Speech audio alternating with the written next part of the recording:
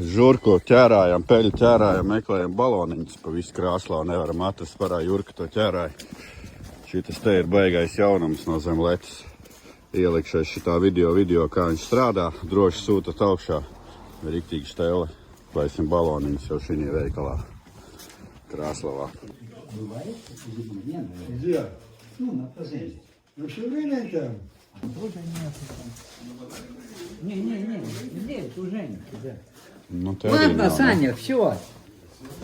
Brauksim, man liekas, Dagdā būs tajā veikalā. Viņa medību apģērbu arī pārdod, moši viņam būs baloniņi CO2.